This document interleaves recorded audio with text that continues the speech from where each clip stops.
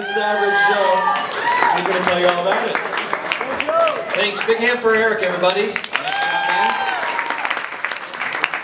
All right, ladies and gentlemen, welcome to Uncle Joe's Traditional Media Hunt.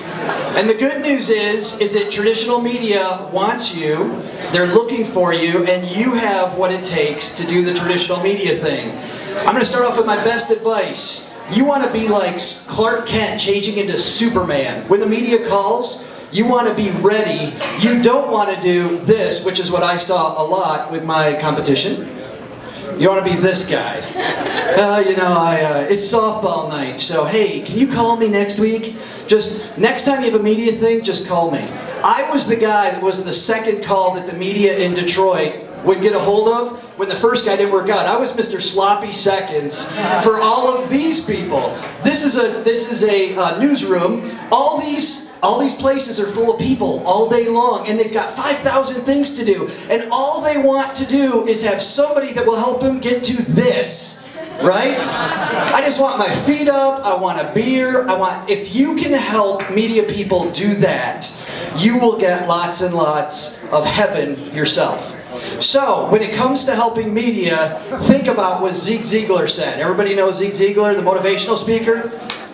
If you help people get what they want, you always get what you want. Now, a lot of times people go into traditional media and they focus on what they want. I got a book, I've got a seminar. They don't care about that. They care about their ratings, they care about their community. If you spam them with your book, with your whatever your thing is, they are never going to call you again. In fact, at the TV station I was at a lot, they had a blacklist of people.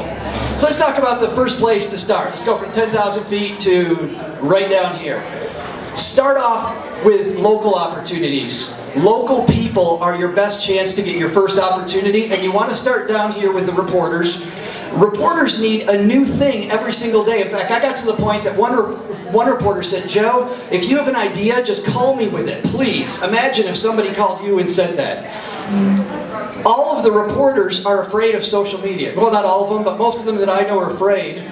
But their bosses are telling them to get on Twitter, get on Facebook, and so start building a relationship with these people. Watch what they do and introduce yourself so that you can make a phone call and say, you know what, I got a great idea. Make sure it doesn't do this, that the phone call doesn't completely put them to sleep. You have to have an upbeat pitch that's going to get them excited about what you're doing.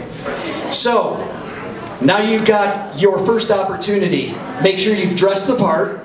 You bring great stats. You bring some interviewees. Television especially. The newspapers also really like Average Joes. They really like average people. And have very good talking points. You get through those three things. What do I talk about?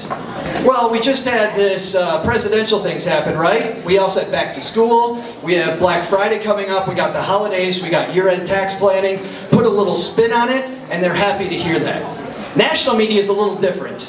National media, you also start with social media, but start with a magazine stand. And if there are freelance people that you really like, start following them on Twitter and start building a relationship with them. It's the same thing. They want somebody who they can talk to that they have trusted. They really want to trust you to get them back to heaven.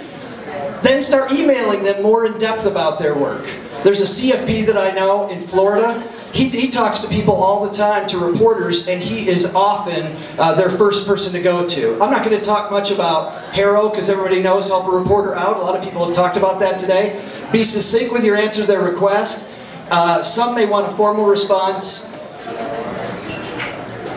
You may be able to take your little opportunity locally and turn that into a national opportunity. I was able to do this 3 times by saying, you know what, I was talking to Steve Wilson at Channel 7, and I thought this might have a national slant, this story that we worked on. Let's talk more about that. And you want to sell without selling, so say, you know, some of my readers, they're really worried about debt. Smile, move, but avoid the clam. A lot of people, when they're on TV, they start doing this with their hands. Avoid the clam. How to fit in all your points. This is a great one that the head of Delphi's PR taught me. They said if you're on TV and you're worried about getting a bigger snippet, just say, I've got 3 points. Because once you say 3 points, how many are you going to get in? And maybe you'll end up like this ugly guy up here. Because I was their trusted guy, I ended up going from their second guy that they called to a 9-year stint of 2 TV segments a week for a big Detroit TV station. Thanks, everybody.